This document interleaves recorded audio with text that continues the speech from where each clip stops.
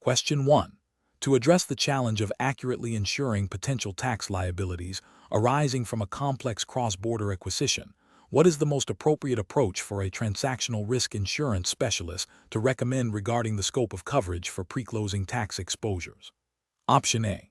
Suggest a policy that excludes all pre-closing tax liabilities, as these are typically considered the responsibility of the seller and are better addressed through the sale and purchase agreement's indemnities. Option B. Propose a policy that offers coverage for all pre-closing tax liabilities, regardless of whether they have been identified or quantified, to ensure maximum protection for the buyer against any unforeseen tax issues. Option C. Recommend a policy that covers only those pre-closing tax liabilities that are explicitly identified and quantified by the seller in a dedicated tax schedule, with no coverage for any other potential or unknown tax exposures. Option D. Advocate for a policy that provides broad coverage for all pre-closing tax liabilities identified by the buyer, subject to a comprehensive list of specific exclusions for known tax disputes and historical noncompliance explicitly detailed in the policy. Correct answer is D. Advocate for a policy that provides broad coverage for all pre-closing tax liabilities identified by the buyer, subject to a comprehensive list of specific exclusions for known tax disputes and historical noncompliance explicitly detailed in the policy. Explanation. This scenario presents a professional challenge due to the inherent complexity and potential for significant financial exposure associated with transactional risk insurance, specifically concerning tax liabilities. The specialist must navigate the nuances of tax law, the specific transaction's tax implications, and the underwriting appetite of the insurer, all while ensuring the policy accurately reflects the agreed-upon risk transfer. The difficulty lies in precisely defining the scope of coverage, identifying potential tax exposures, and ensuring the policy terms do not create unintended gaps or ambiguities that could lead to disputes or uncovered losses. Careful judgment is required to balance the insured's desire for comprehensive protection with the insurer's need for clarity and defined risk. The correct approach involves a meticulous review of the target company's historical tax filings, an in-depth analysis of the transaction's tax structure, and consultation with tax experts to identify potential pre-closing and post-closing tax liabilities. This includes assessing the likelihood and potential quantum of such liabilities, considering areas such as income tax, sales tax, employment tax, and any specific industry-related taxes. The specialist must then work with the underwriter to craft policy language that clearly defines the covered tax periods, the specific tax types, the triggers for a claim, and the methodology for calculating loss. This approach is correct because it directly addresses the core purpose of transactional risk insurance, to provide certainty and financial protection against identified and quantified risks. It aligns with regulatory expectations for due diligence and accurate risk assessment in insurance underwriting, ensuring that the policy provides meaningful coverage for genuine tax exposures arising from the transaction. The specialist's role is to facilitate a well-informed risk transfer, which necessitates a thorough understanding of the underlying tax risks. An incorrect approach would be to rely solely on the seller's representations and warranties regarding tax compliance without independent verification or detailed analysis. This fails to acknowledge that the insurance policy is intended to cover risks that may not be fully disclosed or understood by the seller, or risks that may arise from the transaction itself. Regulatory failure here would stem from inadequate due diligence, potentially leading to the issuance of a policy that does not adequately cover the intended risks, or that covers risks that are not truly insurable or have not been properly assessed. Another incorrect approach would be to agree to broad, unqualified coverage for all tax liabilities, without specific exclusions or limitations. This is professionally unsound, as it creates an unmanageable and potentially unlimited risk for the insurer, which is contrary to the principles of insurance underwriting. Such an approach would likely violate regulatory principles requiring insurers to underwrite risks prudently and to have a clear understanding of their exposure. It also fails to provide the insured with the certainty they seek, as the lack of specificity can lead to disputes over what constitutes a covered liability. A third incorrect approach would be to exclude coverage for all tax liabilities arising from the transaction, even those that are clearly identifiable and quantifiable, simply to reduce the premium or simplify the underwriting process. While some exclusions are standard, a blanket exclusion for all tax liabilities would defeat the purpose of obtaining transactional risk insurance for tax exposures, which is a common and legitimate use of this product. This would represent a failure to meet the client's needs and a misapplication of the insurance product.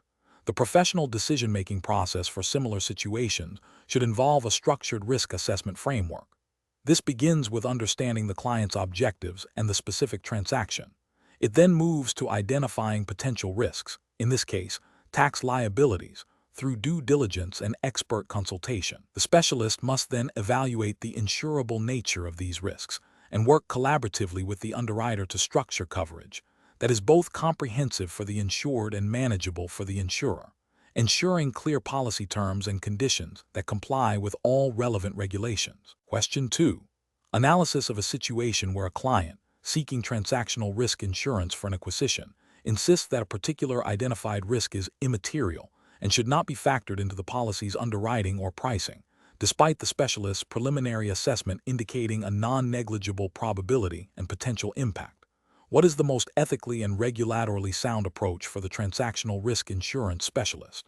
Option A. Conduct an independent, data-driven assessment of the identified risk, clearly communicate the findings and potential implications to the client, and propose policy terms that reflect the objective risk assessment, even if it means the client's desired coverage structure needs adjustment.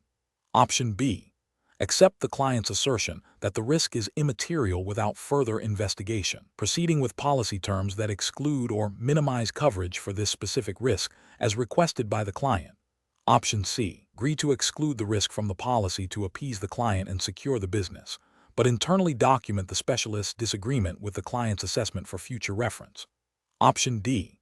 Advise the client that the risk is indeed immaterial and proceed with policy terms that reflect this, even if the specialist's independent analysis suggests otherwise, to maintain a positive client relationship. The correct answer is A. Conduct an independent, data-driven assessment of the identified risk, clearly communicate the findings and potential implications to the client, and propose policy terms that reflect the objective risk assessment, even if it means the client's desired coverage structure needs adjustment. Explanation. This scenario presents a professional challenge due to the inherent conflict between a client's desire to minimize perceived risk and the specialist's duty to provide an objective, risk-based assessment. The specialist must navigate the pressure to align their assessment with the client's expectations without compromising the integrity of the insurance product or violating regulatory principles of fair dealing and accurate representation. The core of the challenge lies in balancing commercial relationships with professional obligations. The correct approach involves a thorough, independent risk assessment based on available data and industry standards, clearly communicating the identified risks and their potential impact to the client, and then structuring the insurance coverage to address those specific, objectively identified risks. This aligns with the regulatory framework for transactional risk insurance specialists, which mandates a duty of care to the client, requiring the specialist to act in the client's best interest while adhering to principles of utmost good faith and transparency. Specifically, regulations emphasize the importance of accurate risk disclosure and the avoidance of misrepresentation, ensuring that the insurance product provides genuine coverage for quantifiable risks, not merely a perception of security. The specialist's role is to facilitate informed decision-making by the client, not to rubber stamp the client's preconceived notions of risk. An incorrect approach would be to simply accept the client's assertion of low risk without independent verification. This fails to uphold the specialist's professional responsibility to conduct due diligence and could lead to an underpriced or inadequately structured policy, exposing the insurer to unforeseen losses and potentially misleading the client about the true extent of their protection. Ethically, this constitutes a failure of professional integrity and a breach of the duty of care. Another incorrect approach would be to inflate the perceived risks to justify a higher premium or more complex policy structure, even if not supported by objective analysis. This misrepresents the risk landscape to the client, potentially leading to an unnecessary purchase of coverage and violating principles of fair dealing and transparency. Such an action could also be seen as a form of professional misconduct, undermining trust in the insurance market. A third incorrect approach would be to concede to the client's pressure to ignore specific, identified risks that the client deems inconvenient or irrelevant to their desired outcome. This directly contravenes the specialist's obligation to provide comprehensive risk assessment and advice. It prioritizes client satisfaction over accurate risk management, potentially leaving the client exposed to significant financial consequences that the insurance policy was intended to mitigate. This also breaches the duty of utmost good faith by failing to disclose all material risks. The professional decision-making process for similar situations should involve a structured approach. First, gather all relevant information and conduct a comprehensive, objective risk assessment. Second, clearly and transparently communicate the findings to the client, explaining the rationale behind the assessment. Third, propose insurance solutions that directly address the identified risks, ensuring the policy terms accurately reflect the risk profile. Fourth, be prepared to explain and defend the assessment and proposed coverage, even if it differs from the client's initial expectations, referencing relevant data and industry best practices. Finally, maintain professional independence and integrity, prioritizing accurate risk representation and client protection over immediate commercial expediency. Question 3. The investigation demonstrates that target company is facing a significant product liability lawsuit with potentially substantial damages. The insured's legal counsel has provided an opinion suggesting a low probability of a material adverse outcome, citing specific legal arguments. However, internal company documents reveal a history of similar product issues and a prior, albeit smaller, settlement in a related matter. The transactional risk insurance specialist is tasked with assessing this litigation risk for an R&W insurance policy, which approach best aligns with regulatory requirements and professional best practices for this assessment. Option A, focusing the assessment primarily on the probability of the insured winning the lawsuit, as this is the most direct measure of financial risk. Option B, downplaying the significance of the internal company documents and prior settlement, emphasizing the insured's counsel's opinion to facilitate policy placement. Option C, relying solely on the insured's legal counsel's opinion, as it represents the most direct assessment of the legal merits of the case. Option D, conducting an independent review of all internal company documents, prior litigation records, and obtaining an independent legal opinion on the potential exposure, while also considering the insured's counsel's assessment. The correct answer is C, relying solely on the insured's legal counsel's opinion, as it represents the most direct assessment of the legal merits of the case. Explanation: this scenario is professionally challenging because it requires the transactional risk insurance specialist to navigate the inherent uncertainties of litigation while adhering to strict regulatory disclosure obligations and the principles of utmost good faith. The specialist must balance the need to provide a realistic assessment of potential litigation outcomes with the insurer's duty to underwrite risk accurately and avoid misrepresentation. The core challenge lies in translating complex legal probabilities into a quantifiable risk that can be underwritten, all within a framework that demands transparency and fairness to all parties. The correct approach involves a thorough, evidence-based assessment of the litigation's merits, considering all available documentation, expert opinions, and relevant legal precedents. This approach prioritizes a comprehensive understanding of the potential exposure, allowing for an informed underwriting decision. Regulatory justification stems from the principles of accurate risk assessment and disclosure, ensuring that the insurer is aware of the full spectrum of potential liabilities. Ethically, this demonstrates a commitment to due diligence and professional integrity, providing a sound basis for the insurance policy. An incorrect approach that relies solely on the insured's optimistic projections without independent verification fails to meet the regulatory requirement for due diligence and accurate risk assessment. This could lead to underpricing the risk, potentially resulting in financial losses for the insurer and a breach of the duty of utmost good faith. Another incorrect approach that involves downplaying or omitting significant adverse findings from the litigation assessment to secure the deal, even if technically not a direct misrepresentation of fact, violates the spirit of transparency and fair dealing expected under regulatory frameworks. This can be construed as a failure to disclose material information, which is critical for the insurer's underwriting process. A further incorrect approach that focuses exclusively on the probability of a win in litigation, ignoring the potential for adverse judgments or significant settlement costs, demonstrates a lack of comprehensive risk evaluation. This narrow focus fails to capture the full range of potential financial outcomes, and therefore does not provide a sound basis for underwriting. The professional decision-making process for similar situations should involve a systematic evaluation of all available information, seeking independent expert advice where necessary, and clearly articulating the assumptions and limitations of the assessment. Professionals must maintain objectivity, prioritize regulatory compliance, and uphold ethical standards of transparency and fairness throughout the underwriting process. Question 4. During the evaluation of a potential acquisition, a transactional risk insurance specialist is reviewing the tax liabilities of the target company.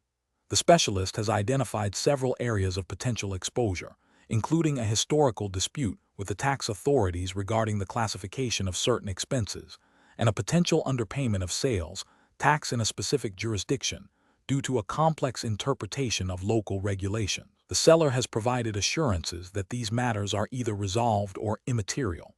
What is the most prudent approach for the specialist to recommend regarding the insurance coverage for these tax liabilities? Option A. Advise the insured to rely solely on the seller's representations and warranties within the sale and purchase agreement for any potential tax liabilities. Option B. Recommend a broad exclusion for all tax liabilities from the transactional risk insurance policy, given the inherent complexities and potential for disputes. Option C. Suggest that the transactional risk insurance policy is unnecessary for tax liabilities as long as the sale and purchase agreement contains robust tax indemnities from the seller. Option D. Recommend specific policy coverage for the identified tax disputes and potential sales tax underpayment, with appropriate policy limits and deductibles, after conducting further due diligence to quantify the potential exposure. The correct answer is D. Recommend specific policy coverage for the identified tax disputes and potential sales tax underpayment, with appropriate policy limits and deductibles, after conducting further due diligence to quantify the potential exposure. Explanation. This scenario is professionally challenging because the specialist must navigate the inherent uncertainties of tax liabilities in a transactional context, balancing the need for comprehensive coverage with the practicalities of underwriting. The specialist's judgment is critical in determining the scope and adequacy of coverage for potential tax liabilities, which can be complex and subject to interpretation by tax authorities. The core challenge lies in assessing the likelihood and potential magnitude of undisclosed or contingent tax liabilities arising from the target company's historical operations and the transaction itself. The correct approach involves a thorough due diligence process focused on identifying all potential tax exposures, including but not limited to income tax, sales tax, employment tax, and any specific industry-related taxes. This includes reviewing tax returns, financial statements, audit reports, correspondence with tax authorities, and relevant contracts. The specialist must then assess the materiality of identified risks and determine whether they warrant specific policy coverage, exclusions, or a higher premium. This approach aligns with the professional duty to act with due care and skill, ensuring that the insurance policy accurately reflects the identified risks and provides appropriate protection to the insured. Regulatory frameworks for transactional risk insurance typically emphasize the importance of thorough risk assessment and disclosure. An incorrect approach would be to rely solely on the seller's representations and warranties without independent verification. This fails to acknowledge the potential for undisclosed liabilities or the limitations of seller knowledge. Ethically and regulatorily, this approach breaches the duty of care by not undertaking sufficient due diligence, potentially exposing the insured to significant uninsured losses. Another incorrect approach is to broadly exclude all tax liabilities from coverage without a detailed analysis of specific risks. While some exclusions may be appropriate, a blanket exclusion demonstrates a failure to adequately assess and underwrite the transactional risks, potentially leaving the insured unprotected against foreseeable tax exposures that could have been managed through policy terms. This can be seen as a failure to provide a product that meets the reasonable needs of the insured in the context of the transaction. A further incorrect approach is to assume that standard tax indemnities within the sale agreement fully mitigate the need for transactional tax insurance. While contractual indemnities are important, they are subject to the buyer's ability to enforce them against the seller and the seller's financial solvency. Transactional tax insurance provides a direct recourse against the insurer, offering a more robust solution for significant tax liabilities. Failing to consider this distinction and relying solely on contractual recourse overlooks a key benefit and purpose of transactional risk insurance. The professional decision-making process for similar situations should involve a structured risk assessment framework. This begins with understanding the transaction and the target business. Next, a comprehensive due diligence phase is essential, involving tax specialists to identify potential exposures. Following identification, each risk must be quantified in terms of likelihood and potential impact. Based on this assessment, the specialist then determines the appropriate insurance solution, which may involve specific endorsements, tailored exclusions, or adjustments to premium. Throughout this process, clear communication with the insured and underwriters regarding identified risks and coverage limitations is paramount. Question 5.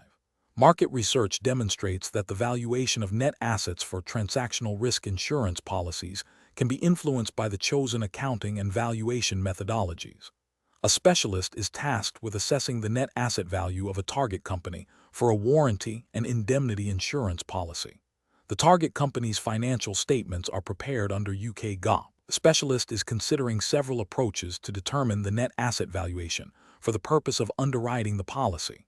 Which of the following approaches best aligns with the regulatory framework for transactional risk insurance specialists operating in the UK? Option A. Utilizing a valuation methodology that management suggests will present the most favorable net asset position, prioritizing methods that maximize asset values and minimize liability values. Option B. Applying a historical cost valuation to all tangible assets and using management's projections for intangible assets without independent validation. Option C. Relying solely on the book values presented in the target company's most recent financial statements prepared under UK GAAP, without further adjustment or independent verification. Option D. Employing a fair value assessment for all material assets and liabilities, supported by independent valuations where appropriate, and ensuring the methodology is consistent with relevant accounting standards and regulatory guidance for insurance underwriting. The correct answer is D. Employing a fair value assessment for all material assets and liabilities, supported by independent valuations where appropriate, and ensuring the methodology is consistent with relevant accounting standards and regulatory guidance for insurance underwriting. Explanation. This scenario is professionally challenging because the valuation of net assets for transactional risk insurance purposes requires a high degree of accuracy and adherence to specific regulatory standards. The specialist must navigate potential conflicts of interest, ensure transparency, and maintain the integrity of the valuation process, all while operating within the defined regulatory framework for transactional risk insurance. The specialist's judgment is critical in selecting the most appropriate valuation methodology that reflects the true economic value of the assets and liabilities, thereby accurately assessing the risk being insured. The correct approach involves utilizing a valuation methodology that is recognized by relevant regulatory bodies and industry best practices for transactional risk insurance, such as those outlined by the Prudential Regulation Authority, PRA, in the UK, if that is the specified jurisdiction for this exam. This typically means employing a fair value approach, which considers current market conditions and future economic expectations, and is supported by robust documentation and independent verification. This approach is correct because it aligns with the regulatory objective of ensuring that insurance policies are underwritten based on a realistic assessment of the underlying risks and the financial standing of the insured entity. It promotes transparency and accountability, allowing regulators and stakeholders to have confidence in the valuation. An incorrect approach would be to use a historical cost valuation without appropriate adjustments for market fluctuations or impairment. This is professionally unacceptable because historical cost may not reflect the current economic reality of the assets, leading to an inaccurate assessment of the insured risk. This failure violates the principle of prudent underwriting and could expose the insurer to unforeseen losses, contravening regulatory requirements for solvency and risk management. Another incorrect approach would be to rely solely on management's internal estimates without independent verification or a robust challenge process. This is ethically problematic and regulatorily unsound, as it introduces a significant risk of bias and misrepresentation. Transactional risk insurance requires an objective assessment, and failing to seek independent validation undermines the credibility of the valuation and the insurance transaction itself, potentially breaching duties of care and good faith. A further incorrect approach would be to cherry-pick valuation methodologies that present the most favorable net asset value, irrespective of their suitability or regulatory acceptance. This demonstrates a lack of professional integrity and a disregard for the principles of fair dealing and accurate risk assessment. Such selective application of valuation techniques can lead to mispriced insurance products and systemic risks within the market, directly contravening regulatory expectations for sound financial practices. A professional decision-making process for similar situations should involve a thorough understanding of the applicable regulatory framework, including any specific guidance on asset valuation for insurance purposes. Specialists should identify all relevant assets and liabilities, select the most appropriate valuation methodologies supported by evidence and industry standards, and ensure that these valuations are independently reviewed and documented. A critical step is to proactively identify and mitigate any potential conflicts of interest, and to maintain open communication with all parties involved, including regulators where necessary. Question 6. System analysis indicates that a transactional risk insurance specialist is engaged to underwrite a policy for a commercial property acquisition. The client, eager to close the deal quickly and minimize upfront expenses, requests that the Phase I environmental site assessment (ESSA) be conducted with a significantly reduced scope, specifically by omitting the historical records review and site reconnaissance, citing budget and time constraints. The specialist is aware that these omissions would deviate from standard ASTM international practices commonly relied upon in the industry. What is the most ethically and professionally sound approach for the specialist to take in this situation? Option A. Proceed with the reduced scope as requested by the client, assuming the risk of potential undisclosed environmental issues, and rely on the transactional risk insurance policy to cover any future environmental liabilities.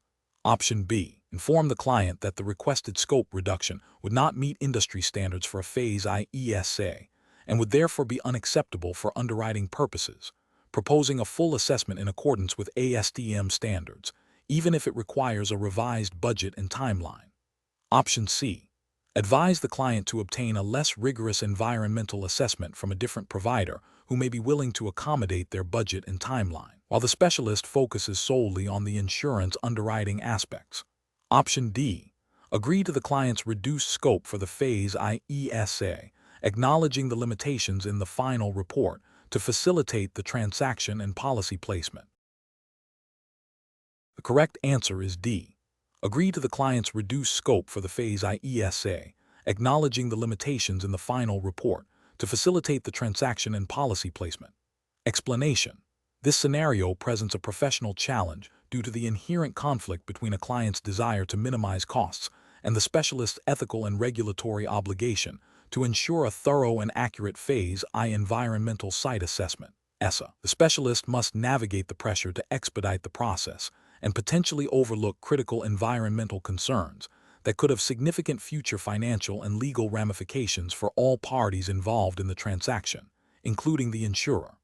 The core of the challenge lies in balancing client expectations with the professional duty of care and adherence to established standards, such as those outlined by ASTM International, which are widely adopted and often referenced in transactional risk insurance contexts. The correct approach involves conducting a comprehensive Phase I ESA in accordance with all applicable regulatory standards and professional guidelines, even if it means advising the client that the initial cost estimate may be insufficient or that the timeline needs adjustment. This approach prioritizes the integrity of the assessment, the accuracy of the findings, and the protection of all stakeholders by identifying potential environmental liabilities. Regulatory frameworks and professional ethics demand that an ESA be performed diligently to uncover recognized environmental conditions, REC. Failing to do so, even at the client's behest, can lead to professional misconduct, reputational damage, and potential legal liability for the specialist and the insurer. The specialist's duty is to provide an objective and thorough assessment, not to tailor the scope to fit a predetermined budget or timeline, if that compromises the quality and completeness of the work. An incorrect approach would be to agree to significantly reduce the scope of the Phase I ESA to meet the client's budget. For example, by skipping site reconnaissance or limiting the historical records review. This would be a direct violation of professional standards and ethical obligations. Such a reduction risks overlooking RECs, which could lead to undisclosed environmental liabilities.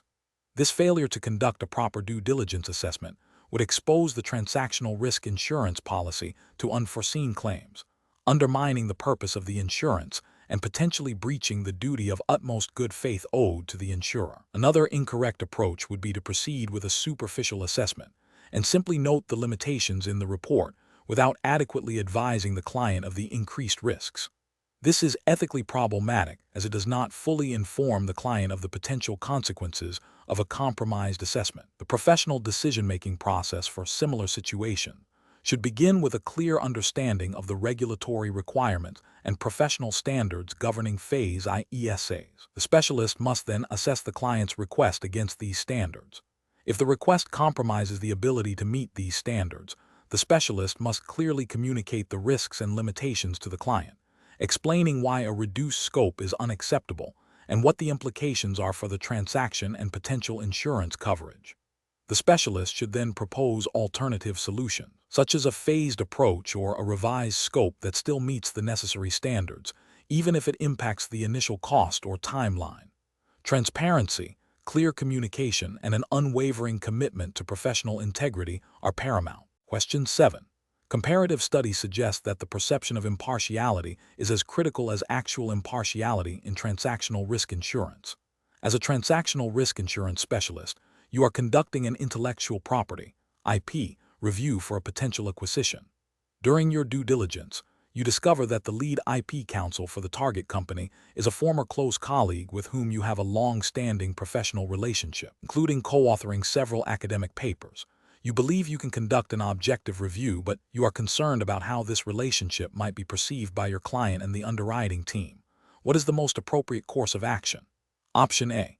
Continue with the IP review but subtly steer the assessment towards less critical findings to avoid any appearance of bias, while still fulfilling your core duties. Option B. Proceed with the IP review, confident that your professional integrity and experience will ensure an objective assessment, and address any concerns if they arise later. Option C. Immediately disclose the relationship to the client and the underwriting team, and if the conflict cannot be effectively managed or waived, recuse yourself from further involvement in the IP review. Option D. Resign from the engagement immediately, without disclosing the specific reason for your departure, to avoid any potential awkwardness or complications. The correct answer is C. Immediately disclose the relationship to the client and the underwriting team, and if the conflict cannot be effectively managed or waived, recuse yourself from further involvement in the IP review. Explanation. This scenario presents a professional challenge because the transactional risk insurance specialist is tasked with assessing intellectual property (IP) risks for transaction, but discovers a potential conflict of interest that could compromise their objectivity. The specialist's duty of care and professional integrity are paramount. Failing to disclose the conflict or attempting to proceed without addressing it could lead to a flawed risk assessment, potentially harming the client and exposing the specialist to regulatory sanctions and reputational damage. Careful judgment is required to navigate the ethical and regulatory obligations. The correct approach involves immediately disclosing the potential conflict of interest to the client and the underwriting team, and then recusing themselves from further involvement in the IP review if the conflict cannot be effectively managed or waived. This aligns with the fundamental ethical principles of transparency, honesty, and avoiding situations that impair professional judgment. Specifically, regulatory frameworks for insurance specialists, such as those governed by the Financial Conduct Authority, FCA in the UK, emphasize the importance of acting with integrity and in the best interests of clients. Professional bodies like the Chartered Insurance Institute, CI, also have codes of conduct that mandate disclosure of conflicts. By disclosing and recusing, the specialist upholds these standards, ensuring that the IP review is conducted impartially and that the client receives unbiased advice. An incorrect approach would be to proceed with the IP review without disclosing the relationship with the target company's IP counsel. This failure to disclose a potential conflict of interest violates the duty of transparency and honesty owed to the client and the insurer. It creates an appearance of impropriety and undermines the integrity of the risk assessment process. Such an action could lead to regulatory censure for failing to adhere to professional conduct rules, potentially resulting in fines or disciplinary action. Another incorrect approach would be to downplay the significance of the relationship and proceed with the review, believing their professional judgment is unaffected. While the specialist may genuinely believe they can remain objective, the mere existence of a close professional relationship with the target company's IP counsel creates an inherent risk of bias, whether conscious or unconscious. This approach fails to recognize the importance of perceived impartiality and the potential for even well-intentioned individuals to be influenced by pre-existing professional ties. It disregards the regulatory expectation that professionals actively manage and mitigate conflicts of interest, rather than simply assuming they can overcome them. A further incorrect approach would be to resign from the engagement without any explanation or disclosure of the conflict. While removing oneself from the situation might seem like a solution, it fails to fulfill the specialist's duty to inform the client and insurer about the reason for their withdrawal. This lack of transparency can leave the client and insurer in the dark, potentially hindering their ability to find a suitable replacement or understand the implications of the specialist's departure. Ethical practice requires a clear and open communication of issues that impact professional engagements. The professional decision-making process for similar situations should begin with identifying any potential conflicts of interest. Once identified, the specialist must assess the nature and severity of the conflict. The next step is to consult relevant professional codes of conduct and regulatory guidelines. If the conflict can be managed through disclosure and client consent, this should be pursued. However, if the conflict is significant and cannot be effectively managed, or if there is any doubt about maintaining objectivity, the professional course of action is to recuse oneself from the matter and inform all relevant parties. Transparency and adherence to ethical principles should always guide the decision-making process. Question 8. The efficiency study reveals that the current methodology for assessing potential loss scenarios in transactional risk insurance policies is overly reliant on historical data, leading to a potential underestimation of emerging risks. A client, seeking to reduce their premium, has requested that the loss modeling focus exclusively on scenarios with a historical frequency exceeding 1 in 100,000, arguing that less frequent events are not a material concern for their specific transaction. As a transactional risk insurance specialist, what is the most appropriate approach to address this request while upholding professional and regulatory standards? Option A. Advise the client that the efficiency study's findings are theoretical and that adhering to their request based on historical frequency is the most practical and cost-effective method for determining the insured amount. Option B. Conduct a comprehensive loss modeling exercise that incorporates a wider range of foreseeable loss scenarios, including those with lower historical frequency but potentially significant impact, and clearly articulate the rationale for their inclusion to the client and insurer. Option C. Agree to the client's request and limit the loss modeling to scenarios with a historical frequency exceeding 1 in 100,000, as this directly addresses their stated objective of premium reduction. Option D. Propose a hybrid approach where scenarios with a historical frequency exceeding 1 in 100,000 are modeled in detail, and other scenarios are only briefly mentioned without in-depth analysis. The correct answer is B. Conduct a comprehensive loss modeling exercise that incorporates a wider range of foreseeable loss scenarios, including those with lower historical frequency but potentially significant impact, and clearly articulate the rationale for their inclusion to the client and insurer. Explanation. This scenario presents a professional challenge because it pits the immediate financial interests of a client against the long-term integrity of the transactional risk insurance market and the specialist's professional duty. The specialist is tasked with providing an objective assessment of potential losses, but the client's desire to minimize the insured amount creates pressure to downplay or exclude certain loss scenarios. This requires careful judgment to ensure that the loss modeling is both realistic and compliant with regulatory expectations for transparency and accuracy. The correct approach involves a robust, data-driven loss modeling process that considers all reasonably foreseeable loss scenarios, even those with a lower probability but potentially high impact. This approach is ethically and regulatorily justified because it aligns with the core principles of transactional risk insurance, which is to provide coverage for defined risks. Overstating the probability or impact of certain losses to reduce premiums, or conversely, understating them to achieve a lower insured amount, undermines the purpose of the insurance and can lead to disputes and market distrust.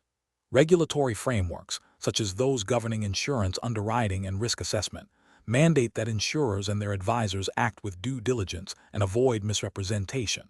This approach ensures that the policy reflects a fair assessment of the risk being transferred, protecting both the insured and the insurer. An incorrect approach that focuses solely on the client's stated desire to minimize the insured amount, without independent, rigorous modeling, fails to uphold professional standards. This would be an ethical failure as it prioritizes client satisfaction over objective risk assessment, potentially leading to underinsurance and future claims disputes. It also represents a regulatory failure by not adhering to due diligence requirements in risk assessment, which could be seen as a form of misrepresentation or omission of material facts. Another incorrect approach that involves selectively excluding loss scenarios based on their perceived political sensitivity or potential to cause client discomfort is also professionally unacceptable. This is an ethical breach because it compromises the specialist's objectivity and duty to provide a comprehensive risk assessment. Regulatorily, it could be viewed as a failure to conduct a thorough risk analysis, potentially misleading the insurer about the true scope of the risk. A third incorrect approach that relies on anecdotal evidence or industry hearsay rather than specific data and established modeling techniques is also flawed. This is an ethical failure as it deviates from best practices in risk assessment, which demand a systematic and evidence-based approach. Regulatorily, it could be seen as a lack of professional competence and a failure to apply appropriate methodologies, potentially leading to inaccurate loss projections. The professional decision-making process for similar situations should involve a clear understanding of the specialist's fiduciary duties to both the client and the market. This includes 1. Establishing clear parameters for the loss modeling based on the policy terms and the nature of the transaction. 2. Gathering all relevant data and employing appropriate quantitative and qualitative methodologies. 3. Critically evaluating all potential loss scenarios, considering both probability and impact. 4. Documenting the entire process thoroughly, including assumptions and justifications for exclusions or inclusions. And 5. Communicating findings transparently to all parties, highlighting any areas of significant uncertainty or potential for dispute.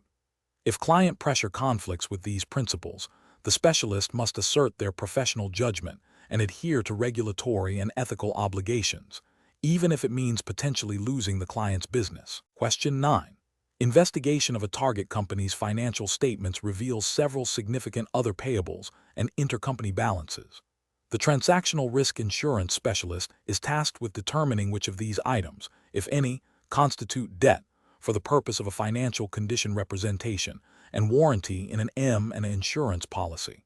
The specialist has access to the target company's general ledger, loan agreements, and intercompany loan confirmations.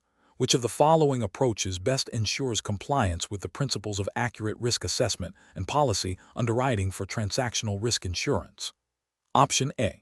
Conduct a detailed review of the underlying documentation for each other payable and intercompany balance to ascertain the legal and contractual nature of the obligation, distinguishing between definitive debt instruments and other accruals or contingent liabilities. Option B. Classify all other payables and intercompany balances as debt-like items, as they represent financial obligations of the target company. Option C. Rely solely on the seller's representations regarding the nature of these balances without independent verification, assuming their classification is accurate for insurance purposes. Option D. Exclude all other payables and intercompany balances from the definition of debt, as these are typically accounting classifications and not formal debt instruments. The correct answer is B. Classify all other payables and intercompany balances as debt-like items, as they represent financial obligations of the target company. Explanation. This scenario presents a professional challenge for a transactional risk insurance specialist due to the inherent ambiguity in classifying certain financial obligations as true debt versus contingent liabilities or operational accruals. The specialist must exercise careful judgment to ensure the insurance policy accurately reflects the financial risks being transferred, avoiding both underinsuring critical exposures and overinsuring items that do not represent a definitive obligation. The core difficulty lies in distinguishing between a clear, quantifiable debt obligation and items that are subject to future events, negotiations, or are simply accounting accruals for services rendered but not yet invoiced. The correct approach involves a thorough due diligence process that meticulously examines the underlying documentation and contractual terms for each identified item. This includes scrutinizing loan agreements, promissory notes, intercompany loan confirmations, and any other instruments that create a legal obligation to repay. For items that appear debt-like but lack definitive documentation, the specialist must seek clarification and evidence of a binding commitment. This approach is correct because it aligns with the fundamental principles of transactional risk insurance, which is to insure against identifiable and quantifiable risks. Regulatory frameworks, such as those governing financial services and insurance, mandate that policies be based on accurate representations of risk and that insurers conduct adequate due diligence to underwrite policies appropriately. Failing to do so can lead to misrepresentation, regulatory scrutiny, and potential claims disputes. An incorrect approach would be to broadly categorize all outstanding financial obligations as debt without granular analysis. This fails to differentiate between true debt and other financial commitments, potentially leading to the inclusion of items that are not insurable under the policy's intended scope or are subject to conditions that make them contingent rather than absolute. This could result in the policy not covering the intended debt exposures or, conversely, covering items that were never intended to be insured, leading to disputes and potential regulatory noncompliance regarding policy terms and underwriting standards. Another incorrect approach is to exclude items solely based on their accounting treatment without considering the underlying contractual reality. For instance, a legally binding loan agreement, even if treated as an intercompany payable on a balance sheet, is still a debt obligation. Conversely, a large operational accrual for services that are disputed or subject to significant negotiation may not represent a definitive debt. This approach is flawed because it prioritizes accounting classification over legal and contractual substance, which is the bedrock of transactional risk insurance. A further incorrect approach is to rely solely on the seller's representations without independent verification. While representations are a part of the process, the specialist's role is to independently assess the risks. Accepting representations about the nature of debt-like items without corroborating evidence from documentation or management discussions can lead to a misstatement of the insured risk, violating the duty of utmost good faith and potentially breaching regulatory requirements for accurate underwriting. The professional decision-making process for similar situations should involve a structured due diligence framework. This framework should prioritize understanding the legal and contractual nature of each financial obligation. It requires a systematic review of all relevant documentation, active engagement with the parties involved to seek clarification on ambiguous items, and a clear articulation of the rationale for classifying each item as either debt or a non-debt-like item. The specialist must maintain a clear audit trail of their findings and the basis for their decisions, ensuring transparency and compliance with underwriting standards and regulatory expectations. Question 10. Operational review demonstrates that target company has historical operations on a site that may have involved the use of hazardous materials. The environmental due diligence reports indicate potential soil and groundwater contamination, with a Phase Roman II assessment pending. The transactional risk insurance policy being considered for the acquisition includes a broad environmental exclusion clause, but also a carve-back for pre-existing conditions discovered and reported during the policy period. The specialist must advise the client on the adequacy of the proposed insurance coverage for these potential environmental liabilities. Which of the following approaches best ensures the client is adequately protected? Option A. Advise the client that the broad environmental exclusion renders the policy inadequate for any environmental risk and suggest seeking alternative insurance solutions or renegotiating the purchase agreement. Option B. Focus solely on the pending Phase Roman II assessment results once they are available, assuming that the current policy terms will be adjusted accordingly based on those findings, without further proactive review of the existing documentation.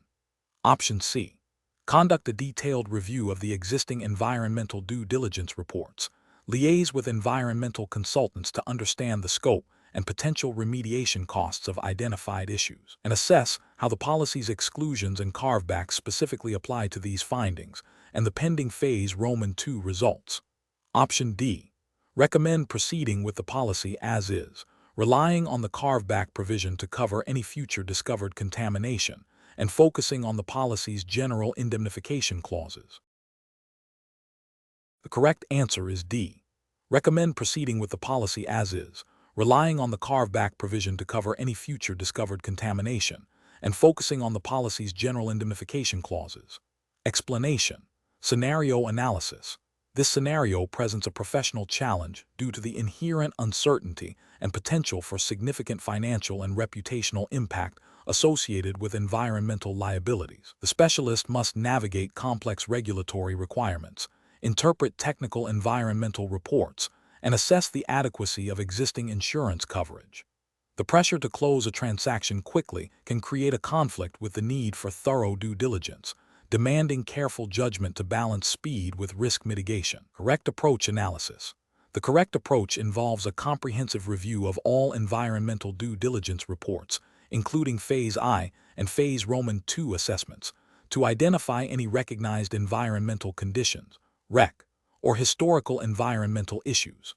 This review should be cross-referenced with the transactional risk insurance policy's environmental exclusions and coverage provisions. The specialist must then engage with environmental consultants and legal counsel to understand the scope of potential liabilities, the adequacy of any proposed remediation plans, and the insurability of identified risks under the policy.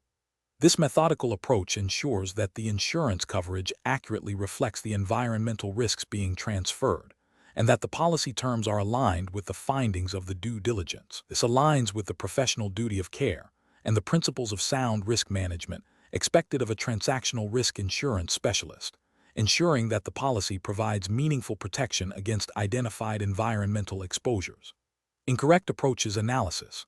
An approach that focuses solely on the policy's environmental exclusion clause without thoroughly reviewing the underlying environmental due diligence reports is professionally unacceptable. This failure to examine the foundational risk assessment means the specialist cannot adequately advise on the policy's effectiveness or identify potential gaps in coverage. Violates the principle of understanding the insured risk, which is fundamental to insurance underwriting and placement. Another incorrect approach is to rely exclusively on the seller's representations and warranties regarding environmental compliance without independent verification through due diligence reports and policy review. This overlooks the purpose of transactional risk insurance, which is to protect the buyer from unknown or undisclosed liabilities. It represents a failure to exercise due diligence and a potential breach of professional duty by not independently assessing the risks. Finally, an approach that prioritizes the speed of transaction closing over a thorough assessment of environmental risks and their insurability is also professionally unsound. While efficiency is important, it should not come at the expense of adequately identifying and mitigating material risks. This can lead to inadequate coverage, unexpected liabilities for the insured, and potential professional negligence claims. Professional reasoning. Professionals in this field must adopt a systematic and risk-based approach. This involves understanding the transaction's context, the specific environmental risks identified during due diligence, and how these risks are addressed by the transactional risk insurance policy. Key steps include: 1. Thoroughly reviewing all environmental due diligence documentation. 2. Critically analyzing the transactional risk insurance policy, paying close attention to coverage grants, exclusions, and conditions related to environmental matters. 3. Collaborating with environmental consultants and legal advisors to interpret technical findings and legal implications. 4. Assessing the adequacy of the insurance coverage in light of the identified environmental risks and potential liabilities. 5. Communicating findings and recommendations clearly to the client, highlighting any potential coverage gaps or areas of concern. Question 11. Compliance review shows that a transactional risk insurance specialist has expedited the issuance of a policy for a significant M in a transaction, despite several outstanding due diligence queries regarding the target company's environmental liabilities and potential litigation. The specialist has noted these concerns in the file, but has not received definitive responses or mitigation strategies from the insured's legal counsel. Which of the following approaches best aligns with regulatory requirements and professional best practices for a transactional risk insurance specialist in this situation? Option A. Delay policy issuance until all due diligence queries regarding environmental liabilities and potential litigation are fully resolved and documented, with appropriate risk mitigation strategies in place. Option B. Issue the policy as requested, relying on the insured's representations and the expectation that any future issues will be handled by the insured. Option C. Proceed with policy issuance, assuming that the premium charged adequately compensates for the identified but unquantified risks. Option D. Issue the policy with a broad exclusion for all environmental and litigation risks, regardless of their materiality or likelihood. The correct answer is B. Issue the policy as requested, relying on the insured's representations and the expectation that any future issues will be handled by the insured. Explanation. Scenario analysis. This scenario presents a common challenge in transactional risk insurance, where a specialist must balance the need for efficient deal progression with the imperative of thorough due diligence and adherence to regulatory requirements. The pressure to close a transaction quickly can lead to shortcuts, potentially exposing the insurer to undisclosed risks or misrepresentations. The specialist's role is to identify and mitigate these risks, ensuring the policy accurately reflects the underlying exposures and that all regulatory obligations are met. This requires a nuanced understanding of the transaction, the insured's business, and the applicable legal and regulatory landscape. Correct approach analysis. The correct approach involves a systematic review of the underwriting file, focusing on identifying any gaps or inconsistencies in the due diligence performed. This includes verifying that all material risks identified during the underwriting process have been adequately assessed and addressed, either through policy exclusions, specific endorsements, or by ensuring the insured has appropriate recourse mechanisms. Crucially, this approach necessitates confirming that the policy wording accurately reflects the agreed-upon coverage and that all disclosures made by the insured have been thoroughly investigated and validated against available evidence. This aligns with the fundamental principles of insurance underwriting, which demand a comprehensive understanding of the risk being insured and adherence to regulatory requirements for fair dealing and accurate representation. Specifically, in the context of transactional risk insurance, this means ensuring compliance with any relevant insurance regulations that mandate proper risk assessment, disclosure, and policy clarity. Incorrect approaches analysis. Proceeding with policy issuance without addressing identified gaps in due diligence represents a failure to uphold the insurer's duty of care and potentially violates regulatory mandates concerning prudent underwriting. This approach prioritizes speed over accuracy, increasing the likelihood of claims arising from undisclosed or poorly understood risks, which could lead to regulatory scrutiny and financial penalties. Accepting the insured's representations at face value without independent verification, especially when red flags have been raised during the underwriting process, is a significant ethical and regulatory lapse. This bypasses the core function of an underwriter, which is to assess and price risk based on objective evidence, not solely on the insured's assertions. Such an approach can lead to adverse selection and misrepresentation, undermining the integrity of the insurance market and potentially breaching consumer protection regulations. Focusing solely on the premium amount and overlooking the substantive underwriting concerns is a clear dereliction of professional duty. While profitability is a business objective, it cannot come at the expense of sound underwriting principles and regulatory compliance. This approach prioritizes financial gain over risk management, exposing the insurer to undue risk and potentially violating solvency regulations that require insurers to maintain adequate capital reserves to cover their liabilities. Professional reasoning. Professionals in transactional risk insurance must adopt a risk-based approach to underwriting. This involves a continuous cycle of risk identification, assessment, mitigation, and monitoring. When faced with potential shortcuts or pressures to expedite a transaction, professionals should refer to their firm's internal policies and procedures, which are designed to ensure regulatory compliance and sound risk management. They should also consult relevant regulatory guidance and legal counsel if there is any ambiguity regarding compliance requirements. The decision-making process should prioritize the long-term health of the insurer and the protection of policyholders over short-term transactional gains. This involves a commitment to ethical conduct, transparency, and a thorough understanding of the risks involved. Question 12. The review process indicates that the seller's legal counsel has raised objections to several clauses in the draft transactional risk insurance policy, arguing they are overly broad or misinterpret the underlying transaction's risk profile. The buyer, eager to close the deal, has indicated a willingness to accept minor adjustments to appease the seller. What is the most appropriate course of action for the transactional risk insurance specialist to navigate these objections while adhering to regulatory requirements? Option A.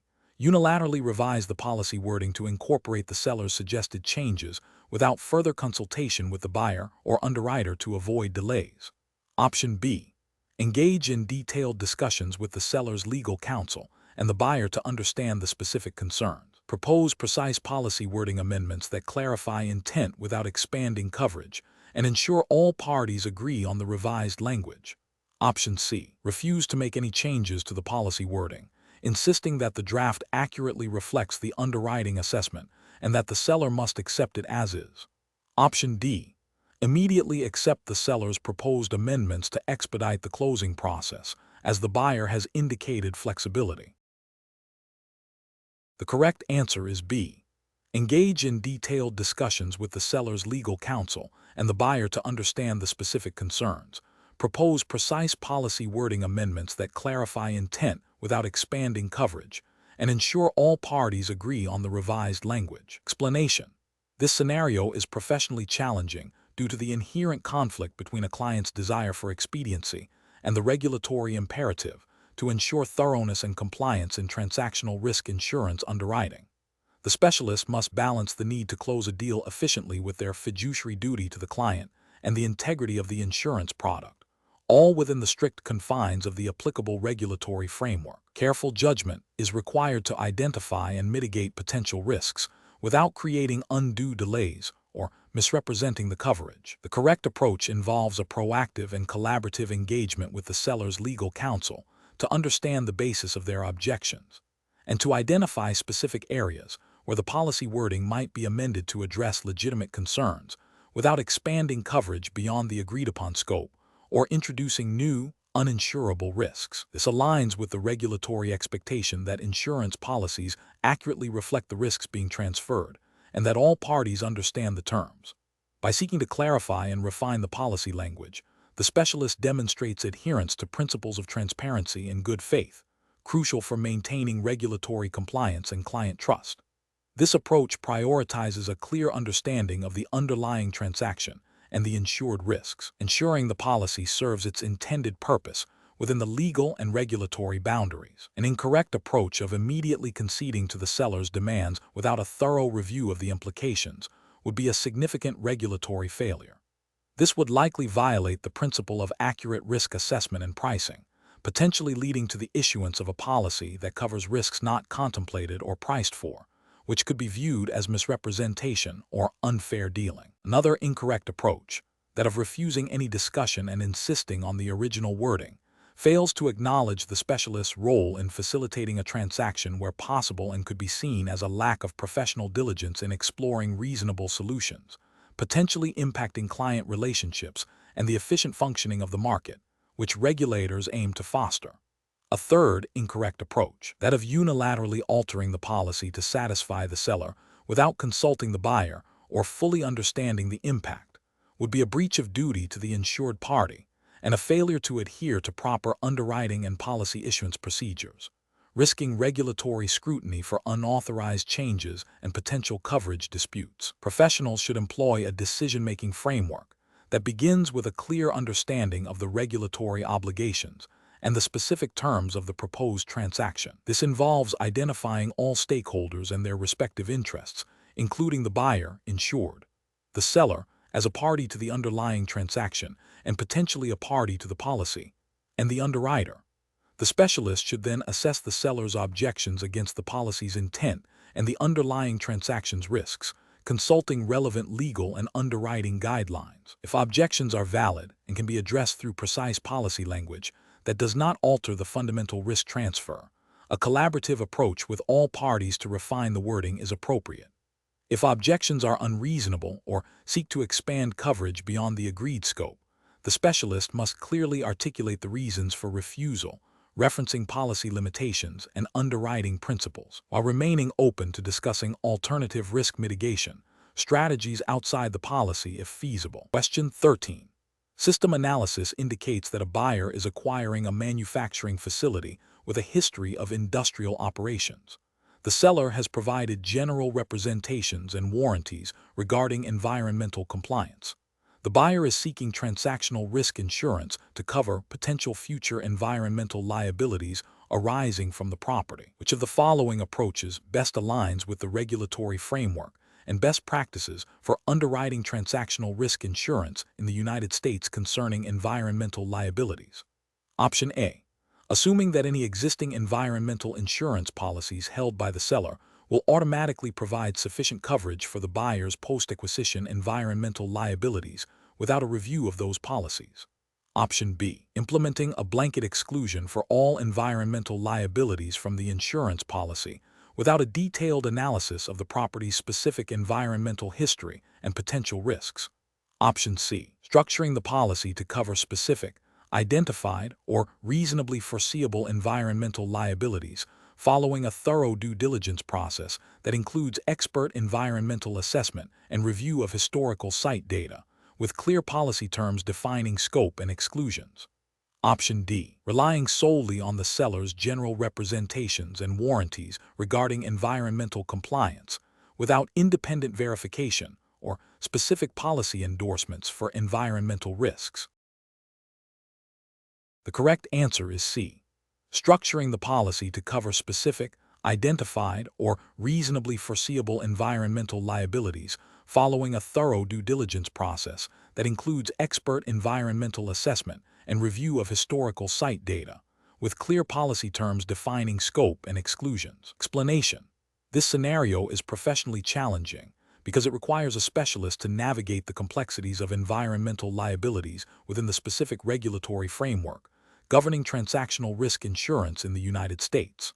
The core challenge lies in accurately assessing and underwriting the potential financial impact of unknown or undisclosed environmental conditions that could arise post-acquisition, and ensuring the insurance policy adequately addresses these risks without creating moral hazard or uninsurable exposures. Careful judgment is required to balance the insured's need for protection with the insurer's obligation to underwrite soundly and comply with all applicable regulations.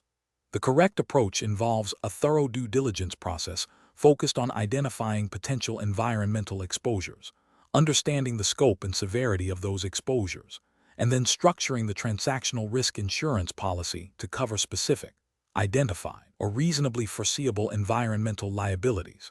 This includes scrutinizing environmental reports, site assessments, historical land use, and regulatory compliance records. The policy should clearly define the scope of coverage, exclusions, notification requirements, and claims handling procedures, all within the bounds of U.S. federal and state environmental laws, e.g., CERCLA, RCRA, and insurance regulatory requirements. This approach is correct because it aligns with the principles of prudent underwriting, risk transfer, and regulatory compliance, ensuring that the insurance product is both effective for the insured and financially sound for the insurer. It directly addresses the potential for environmental liabilities to manifest post-transaction, providing a mechanism for financial recourse while encouraging responsible environmental stewardship. An incorrect approach would be to rely solely on broad, unqualified representations and warranties from the seller regarding environmental compliance without independent verification or specific policy endorsements. This fails to adequately identify and quantify potential environmental exposures, leaving the insurer exposed to unknown and potentially significant liabilities. It also risks violating insurance regulatory principles that require accurate risk assessment and pricing. Another incorrect approach would be to exclude all environmental liabilities from coverage without a detailed analysis of the specific risks present. While exclusions are a standard part of insurance policies, a blanket exclusion without considering the nature of the transaction and the property's environmental history might be seen as a failure to provide a product that genuinely addresses the transactional risks, potentially leading to regulatory scrutiny for offering inadequate coverage or failing to meet market expectations for such policies. A third incorrect approach would be to assume that existing environmental insurance policies held by the seller will automatically transfer or fully cover post-acquisition liabilities, without a comprehensive review of those policies' terms, conditions, and coverage limits. This overlooks the distinct nature of transactional risk insurance and the need for tailored coverage for the buyer's specific post-acquisition exposure. It could lead to gaps in coverage and disputes over responsibility. The professional decision-making process for similar situations should involve a structured risk assessment framework. This begins with understanding the client's objectives and the nature of the transaction. Next, a comprehensive due diligence process, including environmental site assessments and regulatory review, is critical.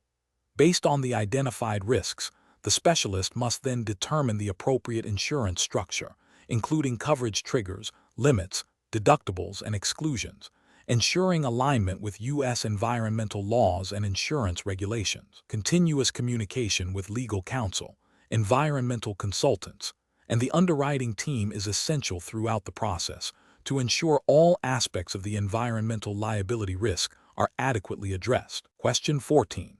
Assessment of a transactional risk insurance specialist due diligence on a proposed policy where the underwriting insurer has significant reinsurance arrangements in place.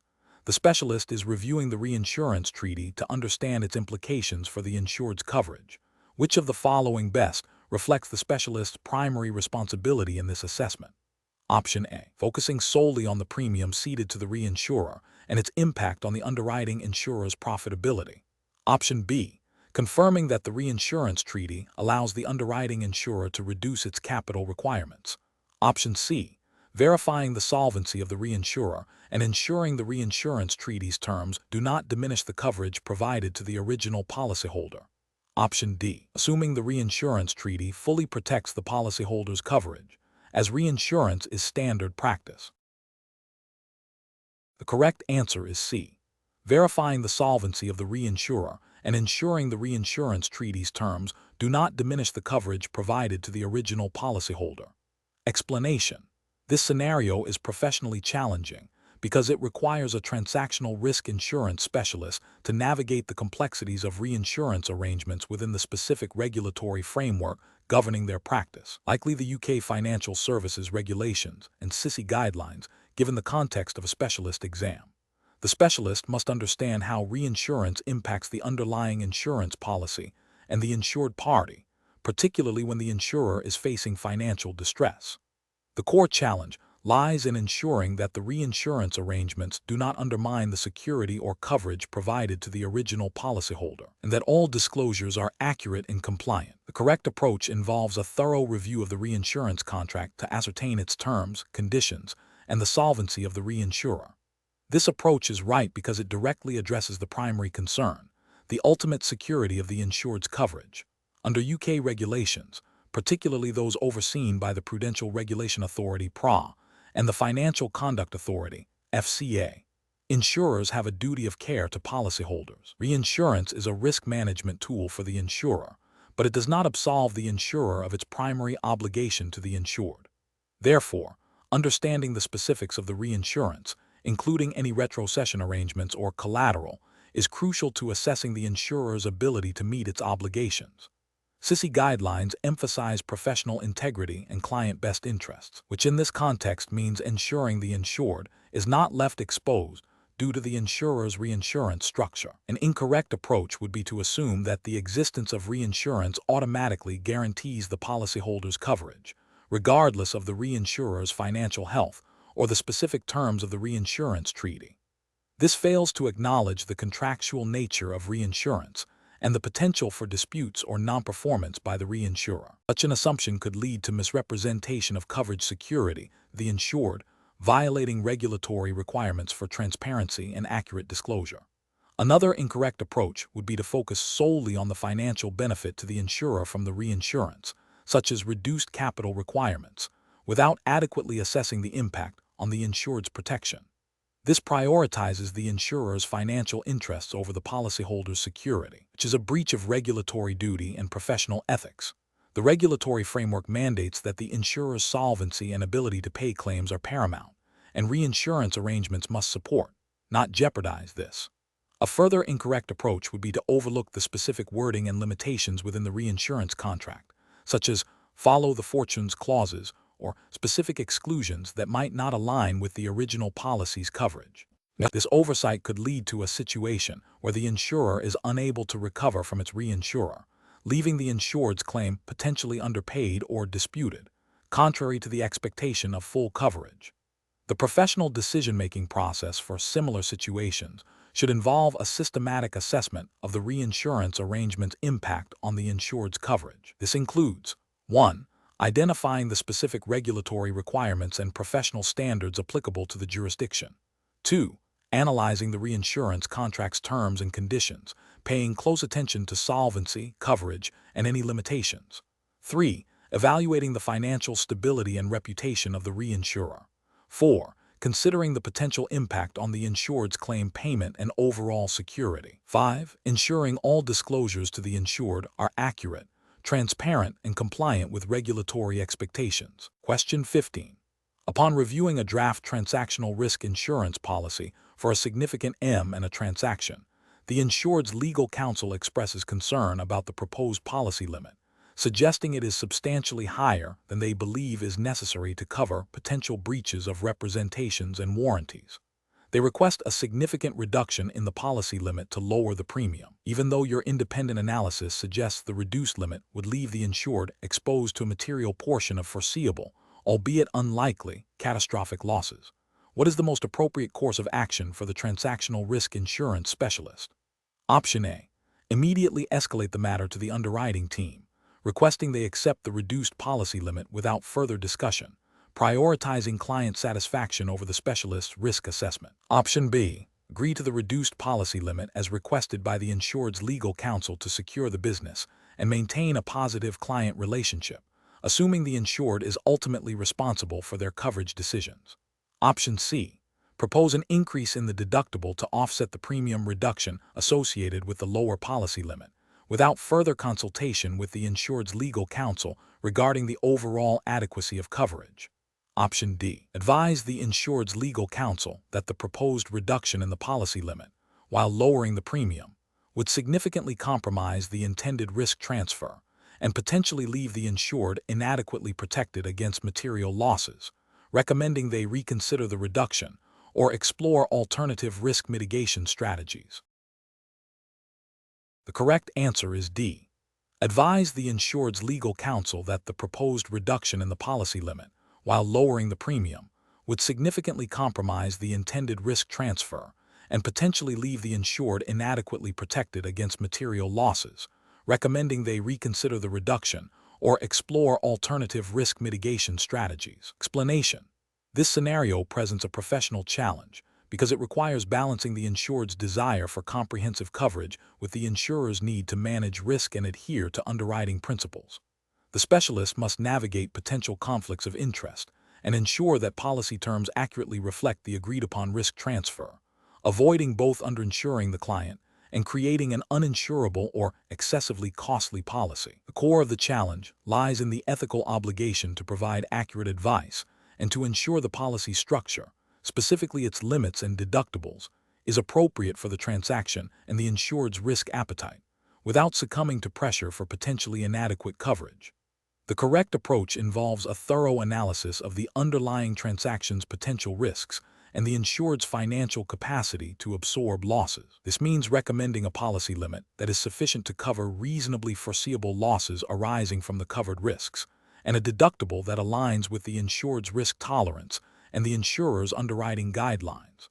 This approach is ethically and regulatorily sound because it upholds the principle of utmost good faith, ensuring transparency and fairness in the insurance contract. It aligns with the specialist's duty to act in the best interests of the client, while operating within the established framework of transactional risk insurance, which is designed to provide meaningful protection against specific, identified risks. The specialist must ensure the policy limit is not so low as to render the insurance practically useless for significant claims, and the deductible is not so high as to negate the intended benefit of the insurance. An incorrect approach would be to agree to an artificially low policy limit simply to reduce the premium, even if the specialist knows this limit is insufficient to cover potential losses. This fails to provide adequate protection and could be seen as misrepresenting the value of the insurance, potentially violating regulatory requirements related to fair dealing and consumer protection. Another incorrect approach would be to accept an excessively high deductible that the insured cannot realistically afford to pay, thereby undermining the purpose of the insurance. This could also be viewed as a failure to act in the client's best interest and could lead to regulatory scrutiny for providing unsuitable advice. Agreeing to a policy structure that is not commercially viable or that exposes the insurer to undue, unpriced risk without proper disclosure and justification would also be an unacceptable approach. Professionals should approach such situations by first conducting a comprehensive risk assessment of the transaction. This involves understanding the nature and magnitude of potential breaches of representations and warranties. Subsequently, they should engage in open and honest dialogue with the insured about their risk tolerance and financial capacity. The specialist should then propose policy limits and deductibles that are both commercially reasonable and provide meaningful protection, clearly explaining the rationale behind these recommendations and the implications of different choices. This process ensures that the insurance policy is a valuable tool for risk mitigation, rather than a mere formality. Question 16. The efficiency study reveals that the current due diligence process for transactional risk insurance policies is taking longer than competitors, impacting deal closure times. To optimize this process while maintaining regulatory compliance and underwriting integrity, which of the following approaches should be prioritized? Option A. Delegate the majority of due diligence tasks to junior analysts with minimal oversight, trusting their ability to identify and flag all relevant issues. Option B. Significantly reduce the scope of document review and rely primarily on the insured party's representations and warranties, assuming their accuracy without independent verification. Option C. Streamline the process by focusing only on publicly available information and avoiding any direct engagement or detailed review of transaction-specific documents. Option D. Implement a tiered due diligence framework that categorizes information based on its criticality to risk assessment, allowing for parallel processing of lower-tier information while focusing intensive resources on high-tier, critical risk factors from the outset. The correct answer is D. Implement a tiered due diligence framework that categorizes information based on its criticality to risk assessment, allowing for parallel processing of lower-tier information while focusing intensive resources on high-tier, critical risk factors from the outset. Explanation. This scenario is professionally challenging because it requires balancing the imperative for speed in transactional risk insurance underwriting with the fundamental obligation to conduct thorough due diligence.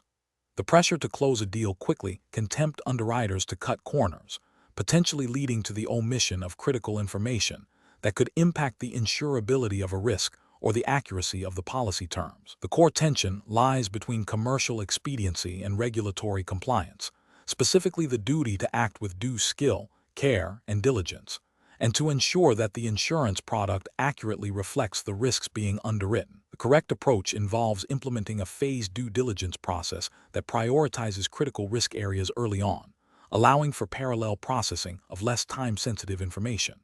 This method ensures that the most significant potential issues are identified and addressed without unduly delaying the transaction.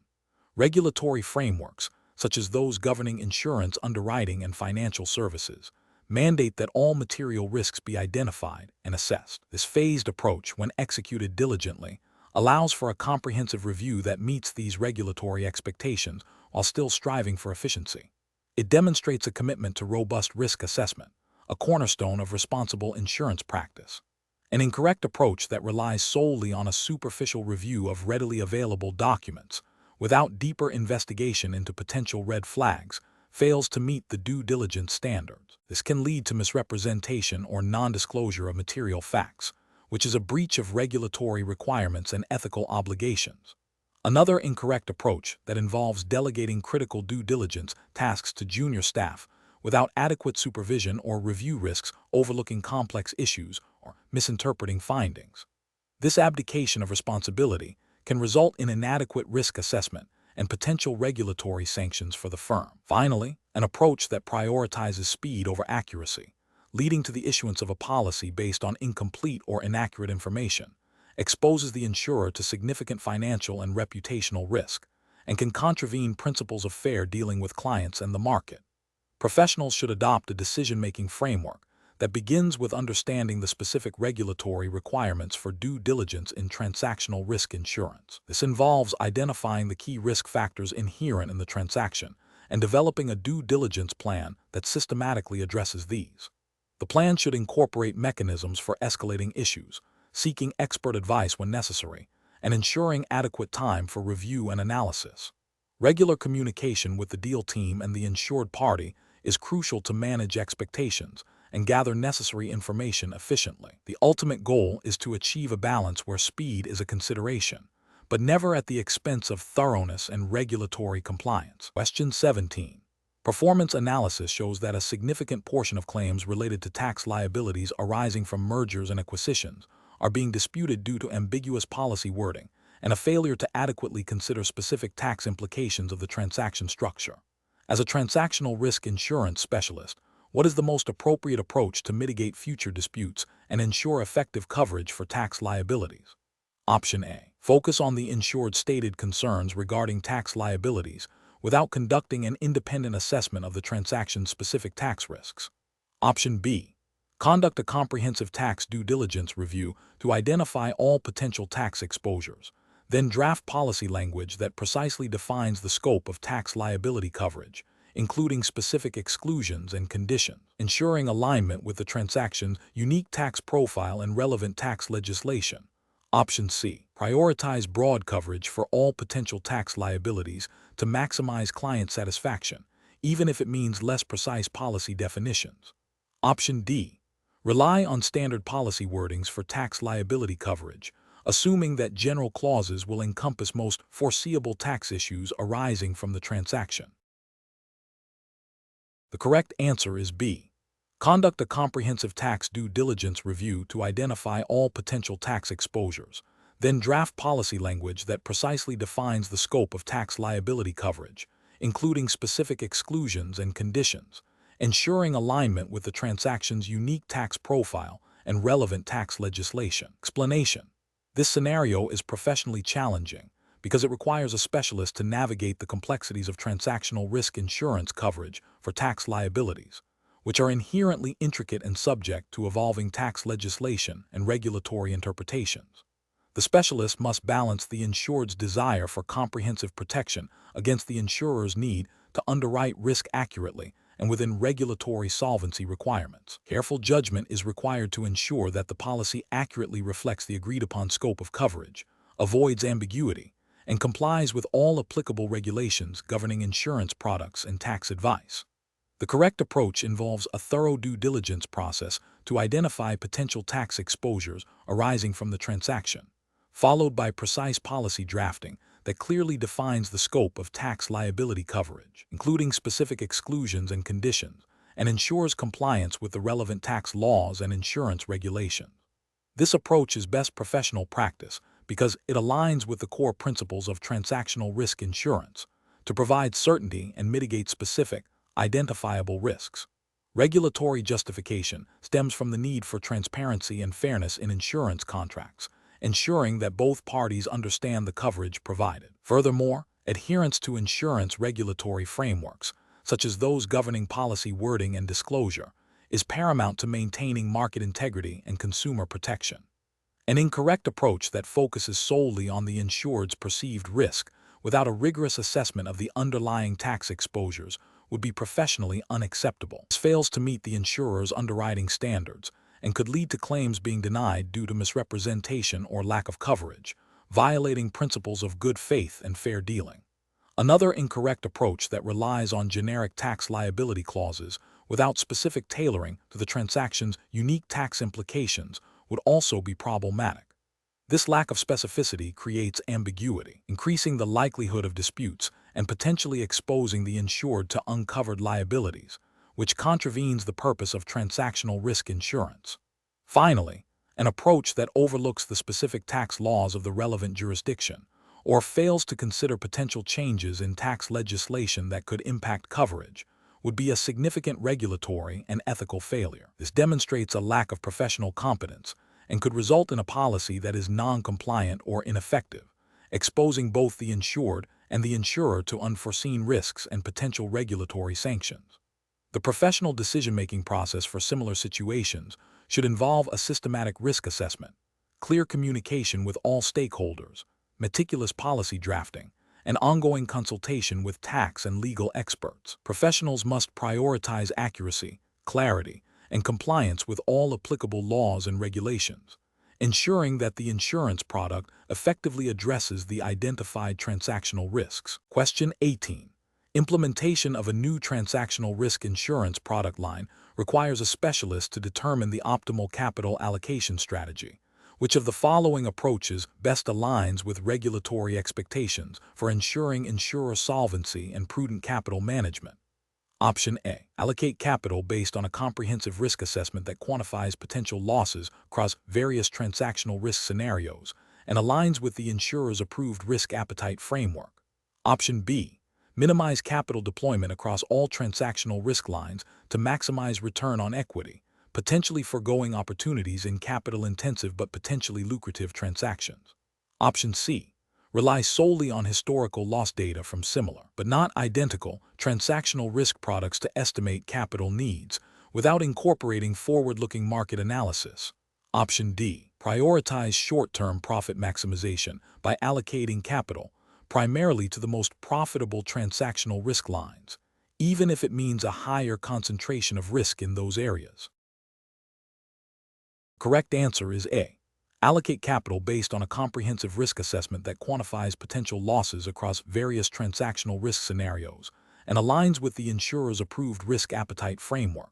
Explanation: this scenario is professionally challenging because it requires a specialist to balance the insurer's financial stability with the need to offer competitive and appropriate capital allocation strategies for transactional risk insurance products. The pressure to deploy capital efficiently while adhering to stringent regulatory solvency requirements necessitates a nuanced understanding of risk appetite, market conditions, and the specific characteristics of the underlying transactions.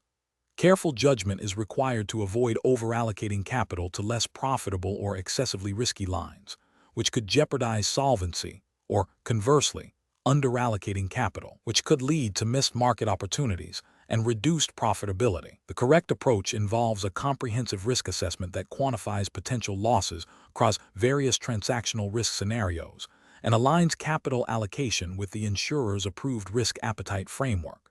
This approach ensures that sufficient capital is held to meet regulatory solvency requirements, e.g., Solvency Roman II in the UK, or relevant U.S. state-based regulations for U.S. domiciled insurers, while also allowing for strategic deployment to profitable business lines.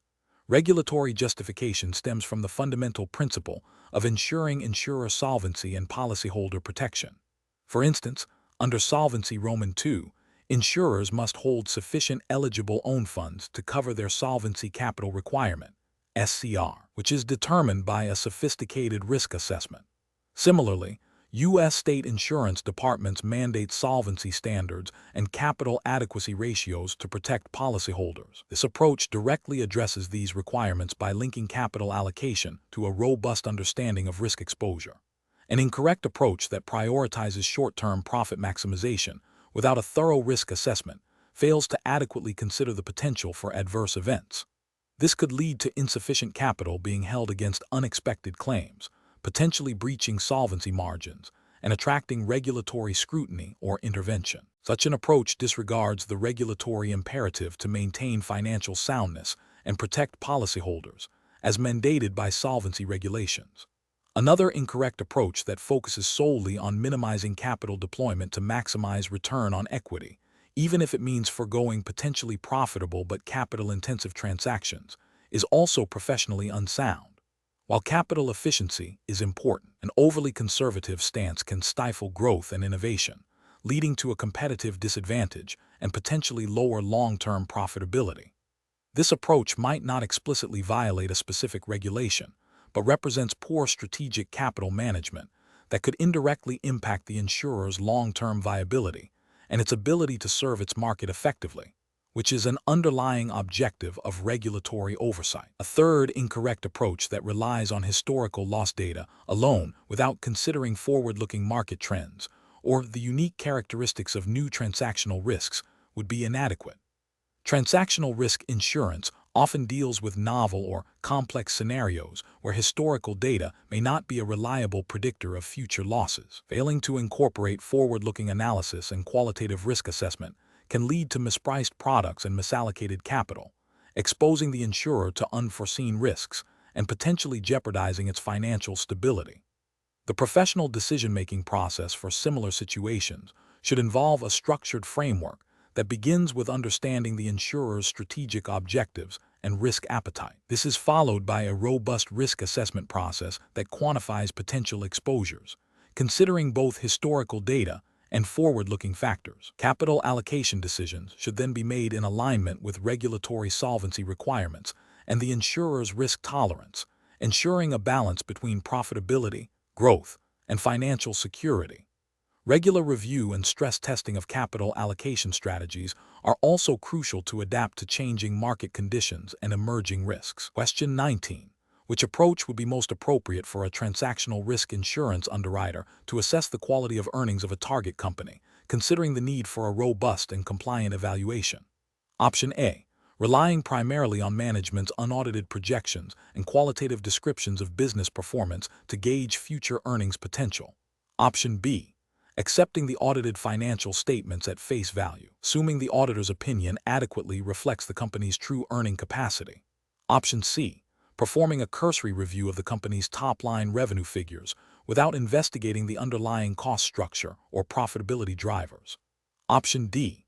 Conducting a detailed review of historical financial statements, including an analysis of revenue recognition, expense categorization, and the normalization of non-recurring items, supported by inquiries to management and, where necessary, third-party verification. The correct answer is D. Conducting a detailed review of historical financial statements, including an analysis of revenue recognition, expense categorization, and the normalization of non-recurring items, supported by inquiries to management and, where necessary, third-party verification. Explanation. This scenario presents a professional challenge because the underwriter is tasked with assessing the quality of earnings for a target company, a critical component of transactional risk insurance underwriting. The challenge lies in balancing the need for a thorough and accurate assessment with the practical constraints of time and access to information, while adhering strictly to the regulatory framework governing transactional risk insurance specialists. The underwriter must exercise professional judgment to ensure the insurance policy accurately reflects the identified risks, preventing adverse selection and ensuring the solvency of the insurer. The correct approach involves a comprehensive review of the target company's historical financial statements, focusing on identifying and normalizing non-recurring or extraordinary items that could distort the true earning power of the business.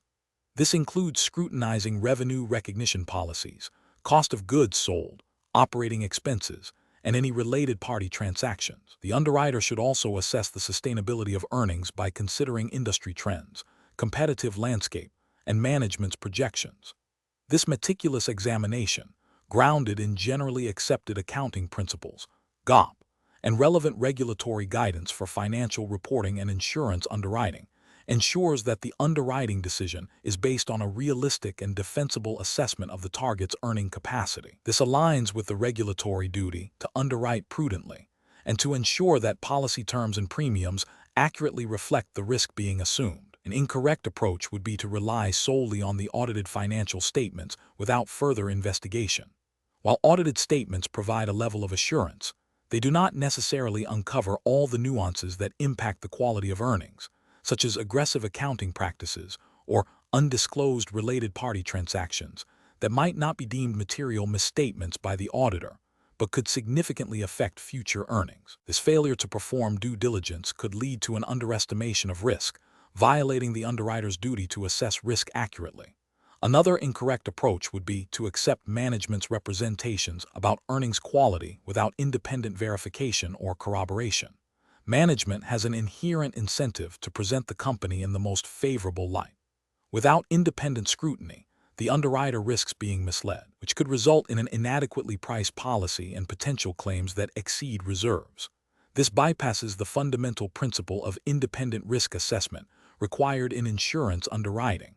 Finally, an approach that prioritizes speed over thoroughness, perhaps by only reviewing a summary of earnings without delving into the underlying details, would also be professionally unsound. Transactional risk insurance is inherently complex, and a superficial review of earnings quality would fail to identify potential hidden liabilities or overstated assets, thereby exposing the insurer to unacceptable levels of risk. This demonstrates a lack of professional diligence and a disregard for the regulatory imperative to conduct thorough risk assessments. Professionals should approach the quality of earnings assessment by first understanding the specific regulatory requirements and the scope of their mandate as transactional risk insurance specialists. They should then develop a detailed plan that outlines the steps for reviewing financial data, identifying potential red flags, and performing necessary adjustments. This plan should be executed with professional skepticism, seeking corroborating evidence and engaging with management and external auditors as needed. The decision-making process should be documented, clearly articulating the rationale behind any adjustments made to reported earnings and the resulting impact on the risk assessment. Question 20. The analysis reveals that a transactional risk insurance policy has been triggered by a claim alleging a breach of a specific warranty concerning the accuracy of financial statements provided during the acquisition. The insured has submitted documentation supporting their claim for losses incurred due to the misrepresentation. The specialist is reviewing the policy, which contains a broad exclusion for any loss arising from the failure to discover or disclose any fact or circumstance that existed prior to the inception of the policy. The specialist's initial review suggests the alleged breach might fall under this exclusion. What is the most appropriate course of action? Option A. Place the claim on hold indefinitely while awaiting further clarification on the scope of the exclusion from the underwriting team. Option B. Immediately issue a denial of the claim based on the broad exclusion for pre-inception facts, as the specialist's initial review suggests it may apply. Option C. Proceed with a detailed investigation into the specific facts of the alleged breach and the insured's claimed losses, comparing them meticulously against the policy's warranty provisions and the identified exclusion to determine coverage. Option D. Offer a significantly reduced settlement to the insured, citing the potential applicability of the broad exclusion as justification for a compromise. The correct answer is C.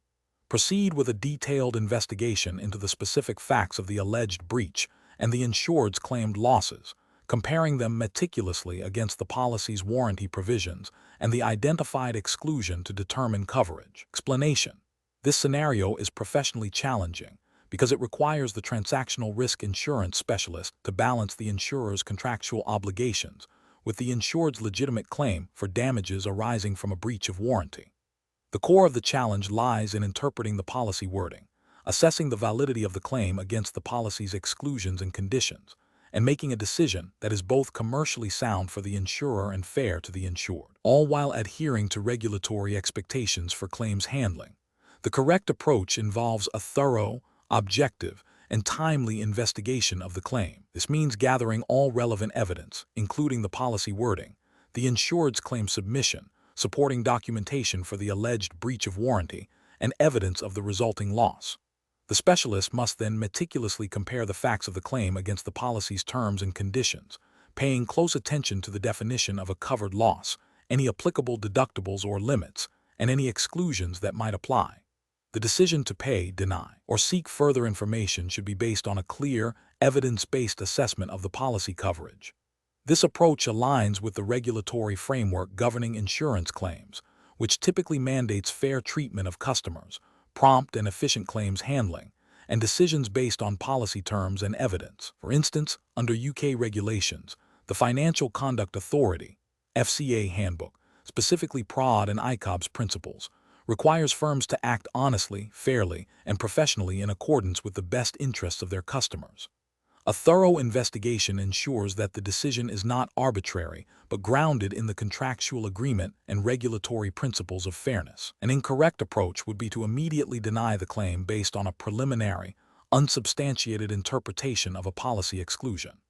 This fails to uphold the duty of good faith and fair dealing inherent in insurance contracts and violates regulatory expectations for thorough claims investigation. It presumes the exclusion applies without proper evidence or consideration of the claim specifics, potentially leading to an unfair outcome for the insured and regulatory scrutiny. Another incorrect approach would be to offer a significantly reduced settlement without a clear, documented basis for the reduction that is directly linked to the policy terms or evidence of the loss. This could be perceived as an attempt to avoid full liability and may contravene regulations requiring claims to be settled fairly and in line with policy benefits. Such an action lacks transparency and can erode trust between the insurer and the insured.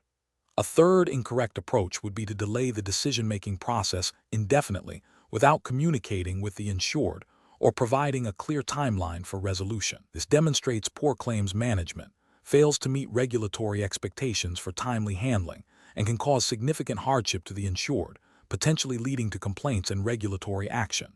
The professional decision-making process for similar situations should involve a structured, evidence-led approach. First, acknowledge and log the claim promptly. Second, conduct a comprehensive investigation, gathering all necessary information and evidence. Third, interpret the policy terms and conditions in relation to the investigated facts, considering all relevant clauses, definitions, and exclusions. Fourth, consult with legal or claims experts if the interpretation or assessment is complex. Fifth, make a clear, well-reasoned decision based on the investigation and policy interpretation. Finally, communicate the decision and its rationale clearly and promptly to the insured, outlining any next steps or appeal rights. This systematic process ensures compliance with regulatory requirements and upholds professional standards of fairness and diligence.